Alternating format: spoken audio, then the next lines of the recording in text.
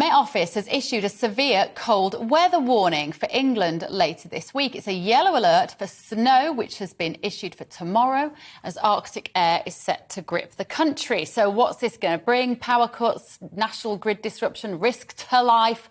Joining me now is my old friend and potential adversary, meteorologist and weather forecaster, John Hammond. John, it's lovely to see you. Now, when we talked about weather in the summer, we became an internet sensation, John Hammond. We were watched more than 30 million times with me cast as a total idiot. The chances are I shall repeat that this morning. We don't have anything to worry about, do we? No, listen, it's beautiful out here, Bev. It's crisp, it's sunny, and I think for most of us, over the next few days at least, we'll take it in our stride. I'm not expecting anything particularly extreme. We're not going to break any records over the next few days. What we are going to see, though, as you say, a marked drop in temperature. I think we're going to see frost. You know, some of us, most of us actually, probably haven't seen a frost so far all the way through autumn. We're well into December. We still haven't seen a frost. So we are going to see sharp frost, Bev. Some of us are going to see snow. Now, in the short term, that's going to be the north of Scotland. No surprises, they're used to it. But I think as we look further on into this cold spell, and the point about this cold spell, Bev, is that it's going to last on and on and on. So not just a few days, but the charts indicate it's going to last through the weekend and probably through the whole of next week as well. There's no real sign of an end to it. And that's of some concern because temperatures are probably going to carry on dropping beyond the weekend. And then we're going to get some freezing fog. And if that happens, some places aren't going to get above freezing all day long. And then the S word that everybody's interested in, snow. Now, in the short term, as I mentioned, it's probably just the north of Scotland, some high ground of northern England, maybe Northern Ireland.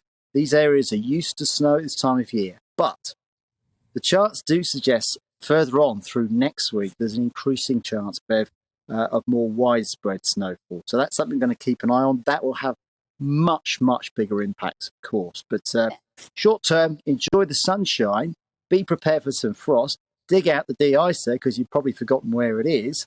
And I put a spade in the back of your car. Just if those charts for snow come true next week, that could mean fun and games. So you might think I'm exaggerating the risk, but I always have a spade in the back of my car. If you get stuck in the snow, if your advice is just put a spade in your car, I'll let you have that one, John. I mean, look, the snow comes along. My kids get so excited as soon as they hear people like you on the telly saying it's going to snow. They are deliriously happy. But what will that mean? What does it mean? What's the worst we've seen? I'm going to let you be a little bit of a doom-monger now, John Hammond. What does it mean for people on the roads or getting about? It's hard enough to get about as it is at the moment in this country, never mind adding some snow into the mix.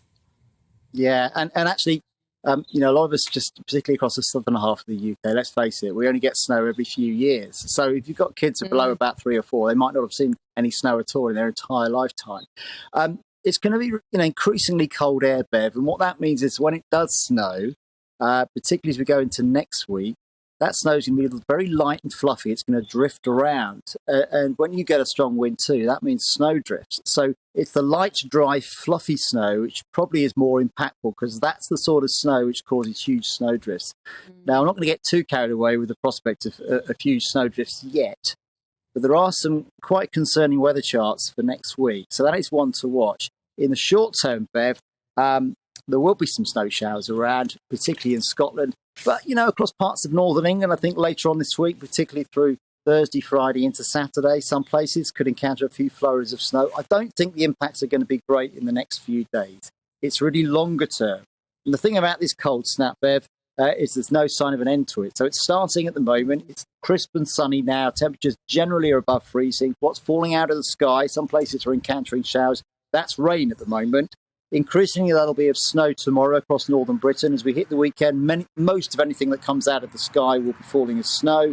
And into next week, that snow could become quite impactful. So this is a slow burner.